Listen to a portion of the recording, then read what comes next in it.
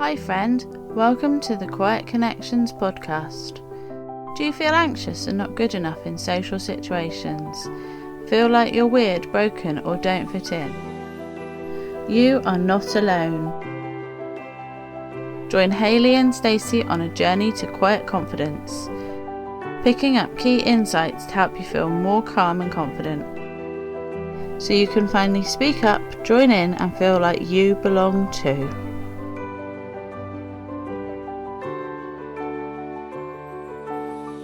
Hello and welcome back to the Quiet Connections podcast with me, Stacey. In today's episode, I'm catching up with the lovely Phil Williams, which some of you may remember from the breathing workshop that Phil kindly ran for us a couple of weeks ago. And if you happen to have missed that workshop, you can actually find a replay of it along with other helpful workshops to help you feel more calm and confident on the Quiet Connections app. These are included as part of the premium subscription offerings on the app, and you can also get a 7-day free trial. So it's totally worth just having a go and seeing if it's a fit for you. And if not, that's okay too. You can still enjoy the benefits of being a part of our wonderful quiet community. But anyways, let's get on to the chat with Phil, because he shares some awesome practices that he has used himself over the years to help with managing social anxiety. That may be of interest to you to explore for yourself. So we talk a little bit about NLP, which myself and Hayley have also trained in. And that was life-shattering and transformational for me. And we also bring a lot of that into our coaching practice here at QC. So we touch a little bit more on blue health coaching, which you may remember Hayley mentioning a couple of episodes back when we were speaking with Ellie. And we also discussed some other tools which were new to me and hopefully will be of new and interesting to you as well. So as a quick heads up, there is the occasional bit of background noise within this interview. We did quite well working around it, Phil especially, but there is a little bit that couldn't be edited out without cutting Phil off mid-sentence. So just wanted to give you a little warning ahead of time for that. So let's get to it.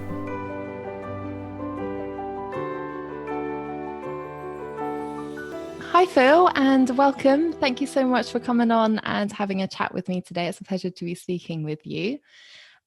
So you recently did a breathing workshop for our community, which we've received some really, really nice feedback for, actually. So thank you so much for offering that to the people that we're working with.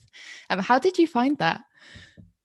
It was interesting, yeah. It's the first time I've done anything like that. First of all, thank you for having me back on. It's a pleasure to chat with you guys again. So yeah, thanks very much. But yeah, going back to the workshop, it was interesting because I had a whole lot of information planned out and sort of went through the workshop in my mind a couple of times. But when you get to doing something that's like a live workshop, it kind of all goes out the window, and you kind of end up. Or I found it went better when I kind of just ad-libbed it. So that was a good learn for me there. So just have a few pointers, don't script it, just have a few pointers and go with the flow. Yes, it's that sense of trusting in ourselves, isn't it? Of just allowing us to be there in the moment and just see what happens. And I think actually for a lot of us that can be quite challenging in itself. So a huge well done to you and for stretching yourself. I know you mentioned in the workshop that this was a comfort zone stretch for you. Yeah, for sure. Yeah, but I loved every minute of it, and yeah, it gave me a good, really good buzz, and I got a really good sense of achievement from afterwards from doing it, and especially after I got some good feedback from people. And at the end of the day, it's just about trying to give people some basic information that hopefully will help them moving forward, like the breathing work has helped me. Yeah, that's amazing. And I think you definitely achieved that. So yeah, thank you. I suppose like if we just backtrack a little bit for those who actually don't know who you are, would you mind sharing a little bit about who you are and what type of work that you do and what you're looking to get into? Because I know you're kind of transitioning a little bit at the moment as well. Sure, yeah, that's right. So basically, I've run my own business for the last, nigh on 20 years. I was made redundant from an IT company and made some really good contacts from the businesses and particularly schools that we were dealing with at the time, and a lot of them sort of rung me up and said, we trust you, and we really appreciate the work you've done. If you wanted to start your own business, then we'd want to take you on. So it kind of forced my hand a little bit. Me and my business partner, he worked for the same company. We just said, let's try and make a go of it. And we never thought about running our own business. And it just kind of it just came out of nowhere, and we sort of made redundant. So we thought, well, if we've got clients to start off with, let's just go for it. And that's amazing.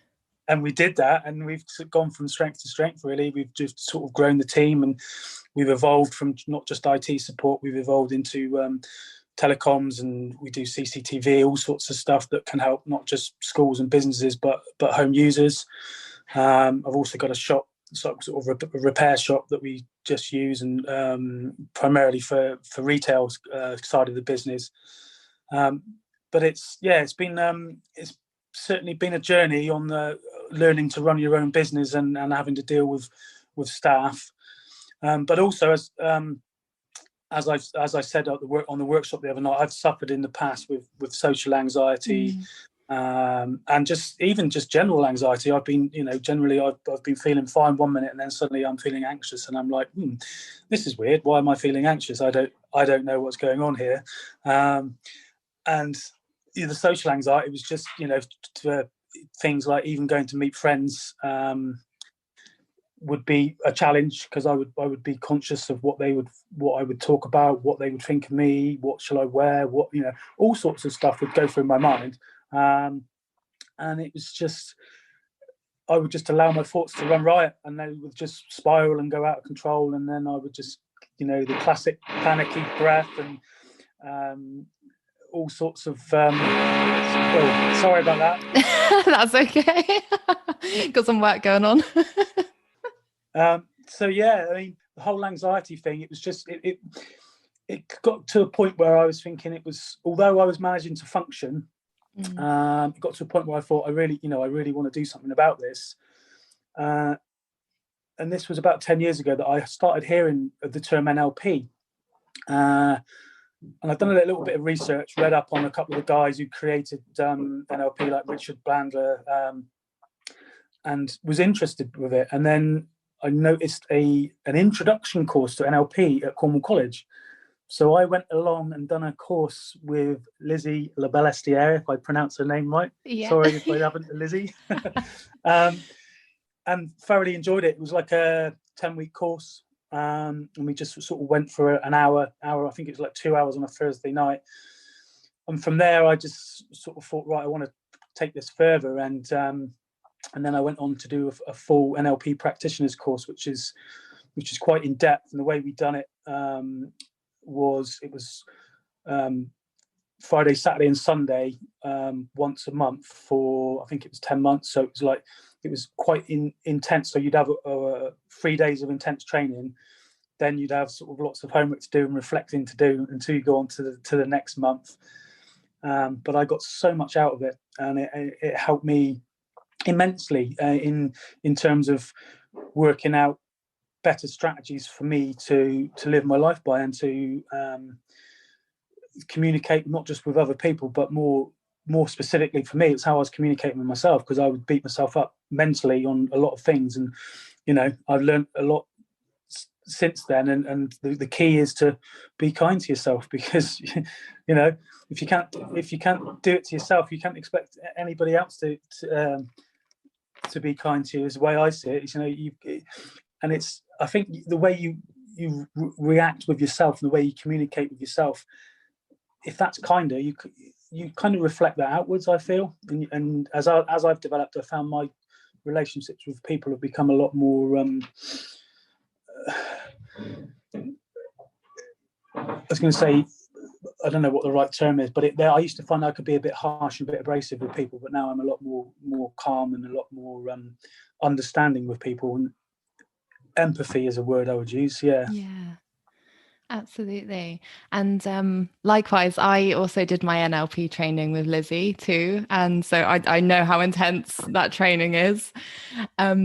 Actually, I remember feeling quite resistant to it. I think I reached a point where so much was like so many deep beliefs that I was holding on to started changing and started shifting, that I really started to resist it and was just like, no, this is all rubbish. I can't do this. Like, none of this is true. This is all just a load of bollocks, if I can swear. And it wasn't until like I feel like I accepted that resistance and accepted that that resistance was actually part of that change process, that things started to shift quite easily after that. And I experienced, I think, like huge transformations in how I was, like you said, relating to myself, and then how I started then relating to other people as well. And yeah, I think like that was such an important part of my journey and my experience in, you know, working through social anxiety as well. So for those who perhaps aren't so sure as to what we're talking about in terms of NLP, would you mind sharing a little bit more about what NLP is? Yeah, sure. So it basically stands for neuro-linguistic programming. And an easy, simple way of putting it is it teaches you how to reframe things. So anything you're thinking about, you can think about it in a different way. You have a choice on how you react to any situation, and if you can pause, if you feel that you might be having an abreaction to something, or you might think you might be quick to respond, it's best to sometimes have an internal check-in with yourself and think, okay, what's the best way ahead for this? So there's various. They basically, with NLP, they took 7 or 8 different types of therapy, modeled what therapists were doing really well from hypnotherapy, from counseling, from psychology, from all sorts of different types of therapy, and they modeled all the successful elements of that and came up and packaged it up as NLP. And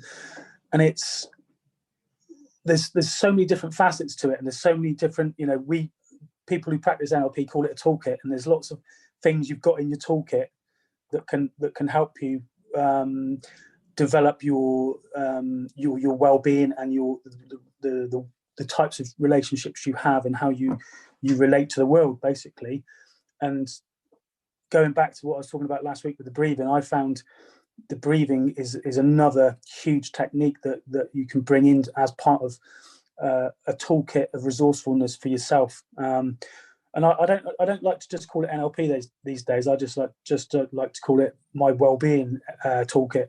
Yeah, because it's not just facets of NLP that I use. I use other techniques that I've now picked up along the way.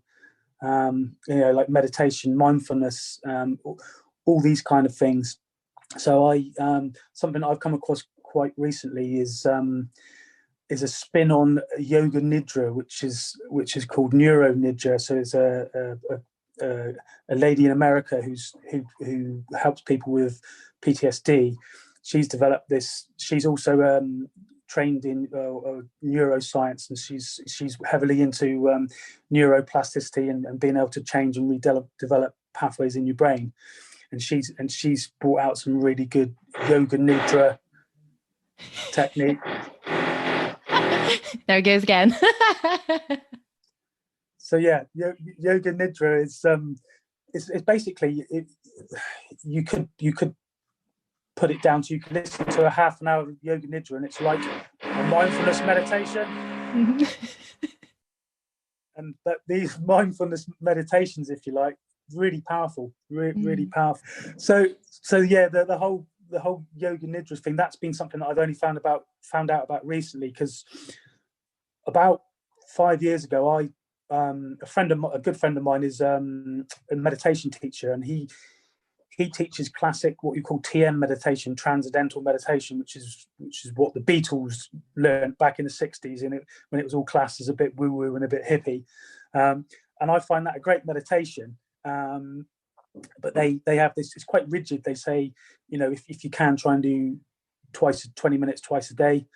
And sometimes I just really can't find the time or make the time to do that.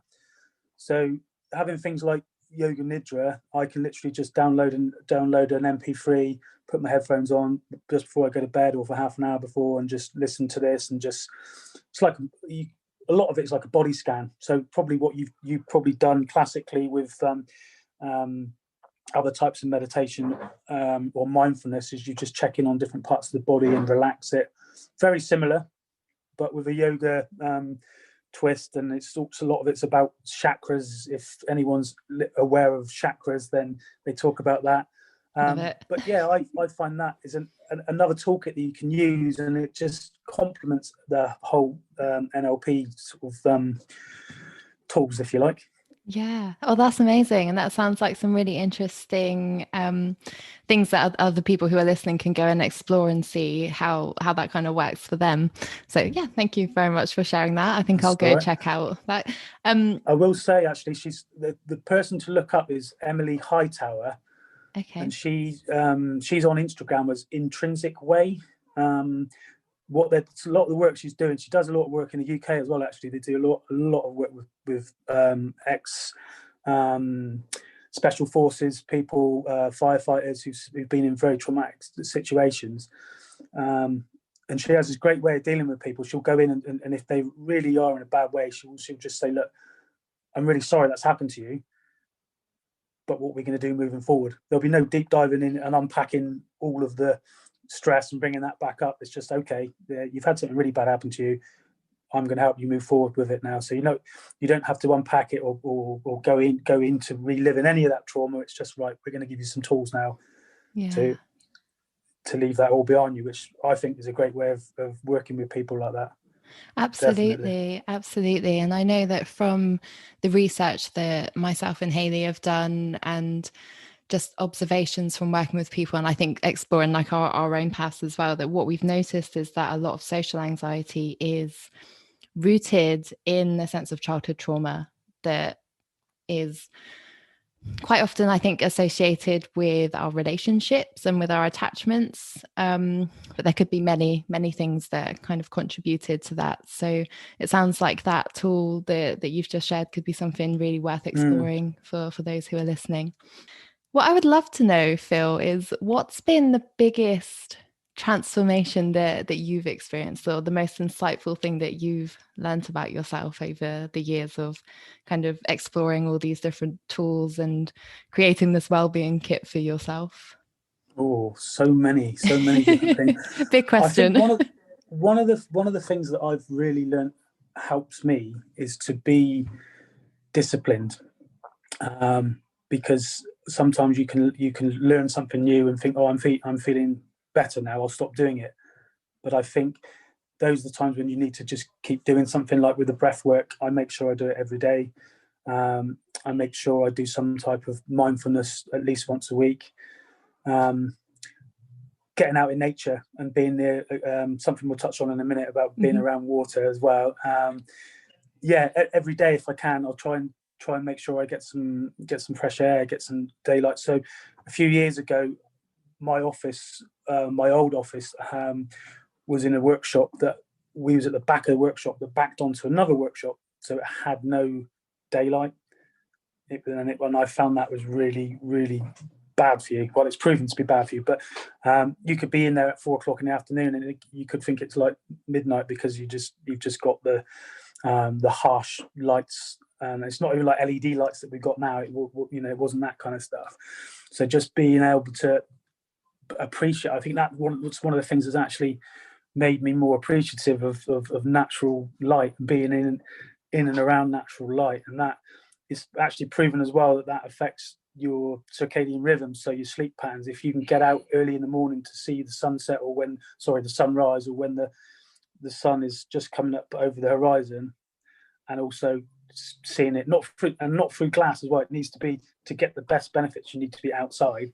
Right. So your pupils need to see this sunset and sunrise, and it just helps reset your rhythm. So for people who are having problems sleeping at night, that can be a huge thing, just to try to get up early, go and get up. And it doesn't have to be crack of dawn, but while the sun's low on the horizon, get out for 10 minutes, walk around the block, whatever they need to do. And again, same near sunset. So there's so many things. I think just being able to pick up patterns in my thoughts, and if I think, well, that behaviour serving me still, and if I feel that it isn't, then I'll endeavour heavily to shift that pattern. And it's like there's another saying I came across recently, just 2 words: shift, adapt, which is basically if you feel something's not right, do something to shift and keep adapting and keep modify your behaviour to something that's more beneficial to you moving forward. And it's like, you probably heard it a lot in self-help books in the past. It's like, sometimes you just need to say yes more. And I think that's one of the things that's held me back. Sometimes fear has been a big stumbling block for me. I'm too scared of what people might think, too scared of if I'm going to do a bad job of it and how it's going to reflect on me. But the trouble is with that thinking, if you're going to live life like that, you're not going to experience anything. So I always think, try and say yes a little bit more, and that's why, doing the workshop for you guys last week, I got so much out of it. But beforehand, I was really, I would have said nervous, but it was kind of like I was excited, and that's again another shift how I talk to myself. Is it? Are you anxious about it, nervously and scared, or is it because you're excited? And if you can kind of train yourself to think, well, yes, it's a nervous excitement, then it shifts the way you think about it. Yeah, because they can feel very similar, can't they? Yeah, totally. Yeah, and if totally. Like our associations are just that feeling is anxiety and fear, then we might actually, I suppose, miss almost that there could be some excitement in there as well. So I think, yeah, good way to start exploring that. Yeah, definitely. So you mentioned there about disciplining yourself to stick with some of these practices that you were using. And I know from personal experience, and again from people within our community, having spoken to them, that sometimes we can start something and I suppose have that expectation that it will work or completely like transform us within like the first or second time of trying it. And when it doesn't, sometimes we can easily, I suppose, give up or stop or I suppose believe that it doesn't work or that it's not going to work for us. How did you start to discipline yourself around that to actually keep with the practice before you started to see results? Because I know just that can be quite hard for some of us. I think going back to something that we've used in NLP before, it's like taking chunking things down or taking bite-sized things. So to give you an example, so I do a lot of running. I do a lot of marathons, ultra marathons, and if someone said to me 15 years ago, are you going to go and run marathons, I would laugh, because I was super unfit. I was commuting to London every week. I had to give up football, which I really loved, because I had a back injury, and I just let myself get really out of shape.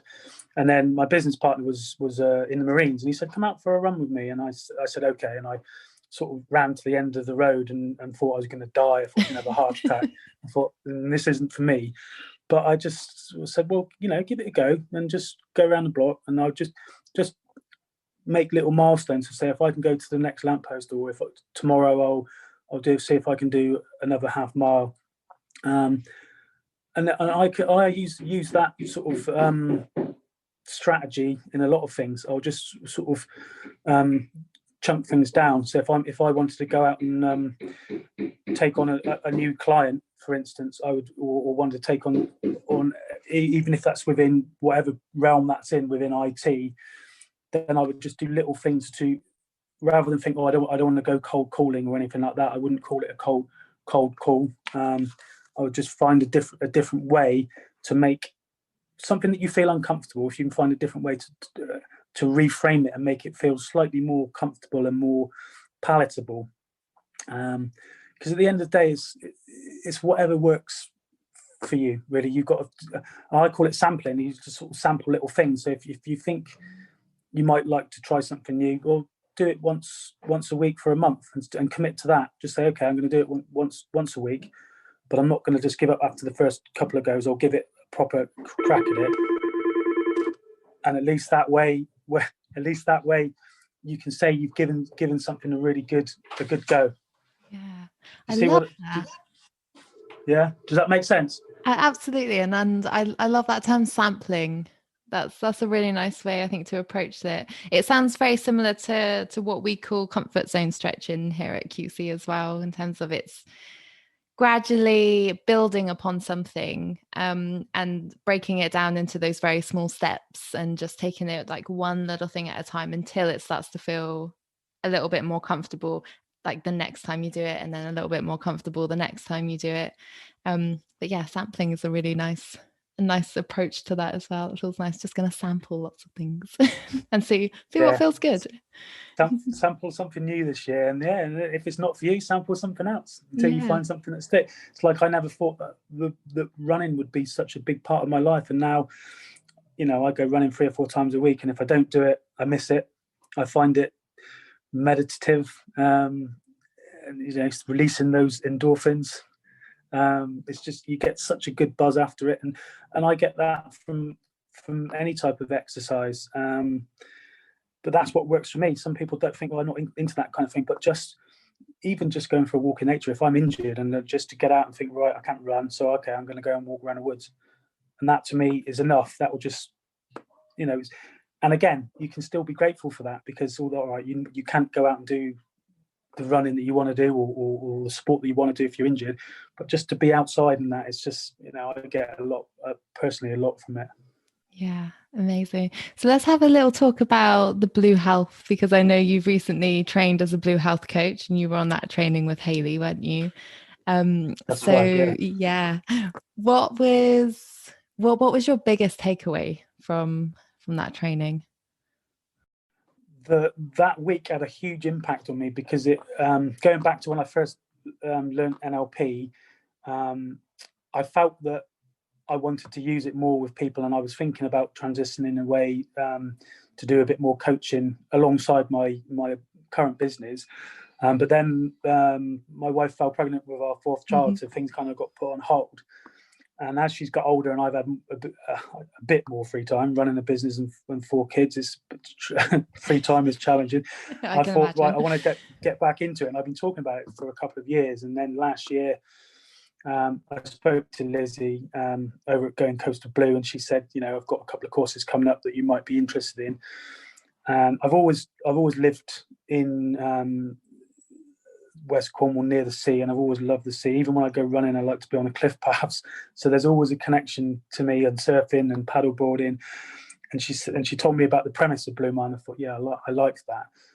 So I ended up. There was a bit of to and fro with the courses with the whole COVID situation, but we managed to get there in the end. And it's just, I think my biggest takeaway from that was away from Blue Mind for a little bit, if you like. It's just that I really felt after doing it that it reaffirmed to me that, yeah, my calling is to coach people and actually to help people through things that I've been through. Wow. And even people on that course said to me that they thought I was a coach already. They thought that, they was amazed that I hadn't actually started my own practice. So it just gave me so much confidence in myself to think, well, if that practicing coaches are actually saying you've got the skill set that's required for this, it's just, that was a huge takeaway for me. And I've met some lovely people from doing that course. But the whole premise around Blue Mind is, or Blue Mind health coaching is around the fact that being near or around water is super beneficial for your well-being. Even to things like the fact that when you're being carried in your mother's womb, all you can hear is water around you, if you like. So being near sound of water, that's why so many people, or everyone, finds it soothing. So you think if someone goes and sits by a waterfall or by a stream, or can hear the waves crashing at the sea, it's immediately, it can kind of down-regulate you and calm you down.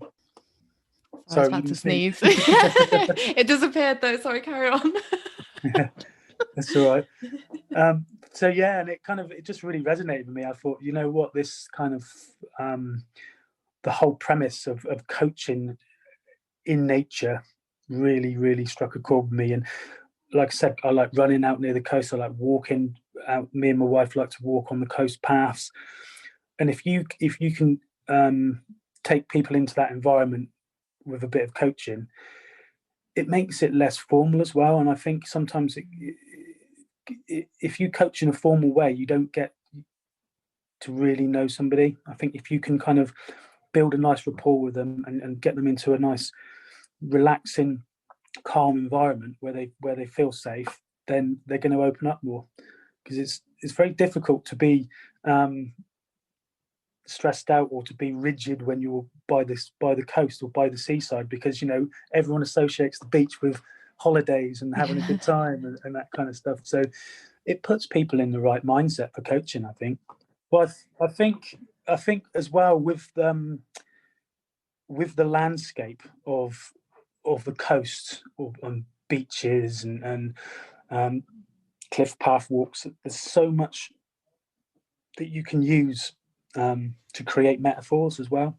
And it's just so many things within that environment that you can bring into the framework that you use within your coaching that can be hugely impactful for people. And I think, when we did the coaching, it was up at the Bedrough and Steps Hotel. And so there's a lovely backdrop onto the beach there at Morgan Porth. And, we would walk and explore around there, and just having so many different things that you can draw from, rather than, if you're sat in an office, you can bring things much more meaning and much more value to what you're trying to get from your coaching. Yeah. Oh, absolutely. That makes sense. Yeah, absolutely. You mentioned something there about the sea helping us down regulate. Would you mind expanding a little bit more on what that means? Like, what does it mean for us to down regulate? Okay, so I call down regulating is kind of putting yourself into a more parasympathetic or chilled out frame of mind. And I think a lot of people, if they hear the sound of the sea, it's so calming. It's just, and I don't think I've ever met anybody who said, "Oh, the sound of the sea isn't calming." It's just, and it's like, it almost feels like it's alive. It feels like breath. So the ebb and flow of a wave or of tide, you can relate to inhaling and exhaling. And that's just one example of that you can use as a metaphor. But for me, that's a really powerful one. And again, it's like the ebb and flow of the waves. You can say, well, the wave coming in is something that you found stressful, but as it goes out and recedes back, that's you getting past that state. So there's so many different ways you can reframe and look at elements of the sea and of the movement within it. That's so beautiful, isn't it? So what advice would you have for someone who perhaps is listening to this right now and is feeling socially anxious? What advice would you have for them? I think the first thing I would say is remember that every state that you're in, good or bad, never lasts forever. So it doesn't matter how stressed you're feeling or how anxious, it will subside. Yet if you work on some little tools, build your own little toolkit that can help you get past that little blip on the roller coaster that you're going over at the moment, then it can be of huge impact. And like I said, breathing is a very simple one, is to think about your exhale being longer than your inhale. That will automatically down regulate and put you into a more calm state of mind. Or try and visualize something that may be of benefit. Think of a time when you were confident that you can draw on, and remember that time. And I think even that shift to actually think about something different, to take your mind off of what you're going through, can catapult you into a new state rather quickly. That's lovely. I feel like you have shared so many helpful and practical tools that people can start exploring and having a look at today through this chat. So thank you so much for that. And I feel like it's going to be really helpful for our listeners. If you had, or just to start wrapping up now, if you had a message to send back to your younger self, what would that be? Oh, what would I send back to my younger self? Don't be afraid to be yourself. Oh, that's powerful. Yeah. Don't be afraid to be yourself, because for a long time I let my own self-limiting thoughts and beliefs hold me back, and everybody's got them. Some people learn to live with them, and they live a quiet sort of. I'd say, in my opinion, it can be a diminished, have a diminished experience of life because you let yourself hold yourself back, and I did for many years. And I would just say that, don't be afraid to be yourself, because the only person who's missing out is you, because you can have such better experience and of life, and it is out there for everybody. And as far as we know, we only get one go at life, so you've got to make the best of it. Yeah. And what do you feel like your next steps are in life? Like where you are currently, what's your next thing to stretch yourself with?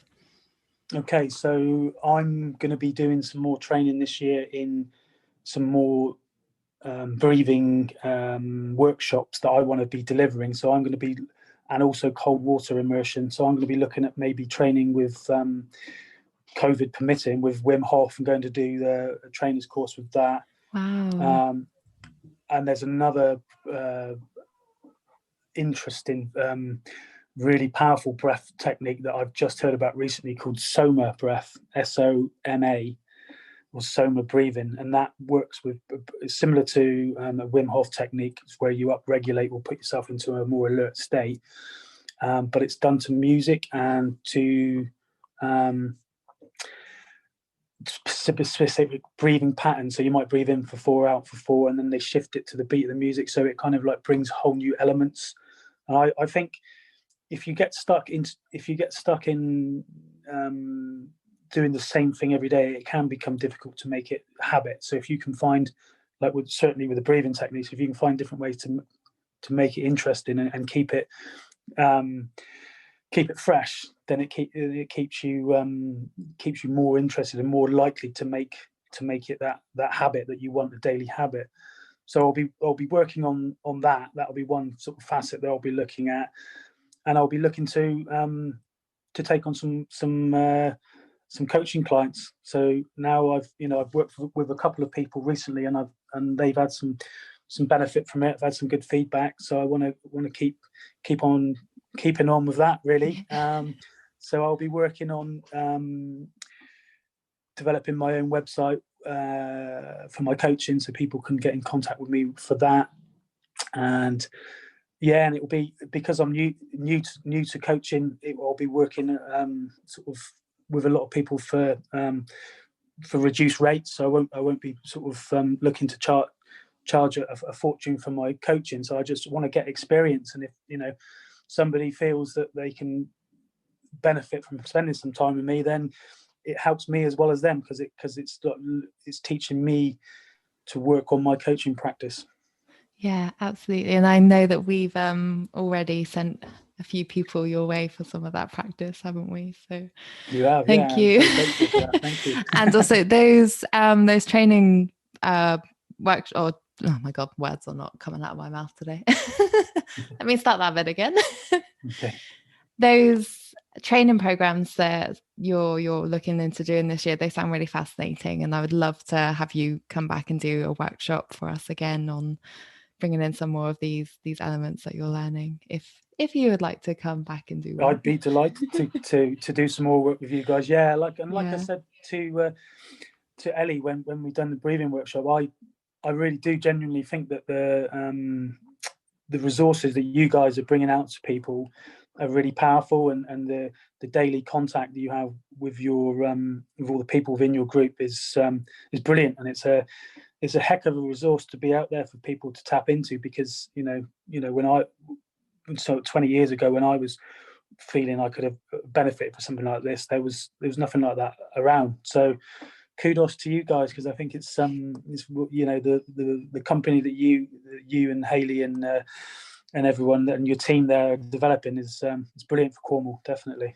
Thank you so much. That's really kind.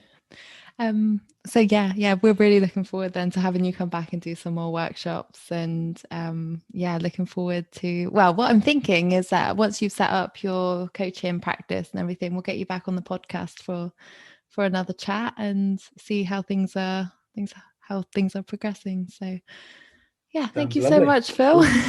It's been lovely talking with you today, and thank you for all the tools and techniques that you shared that people can start going to have a look at and exploring for themselves to see what works for them. Thank you. Cool. Lovely. No, thank you. Thanks for having me. I hope you enjoyed that chat and perhaps have a couple of practices that you'd like to go away and perhaps Google and find out a little more about, things that might be of help to you. Be sure to tune in again next week, and in the meantime, stay connected.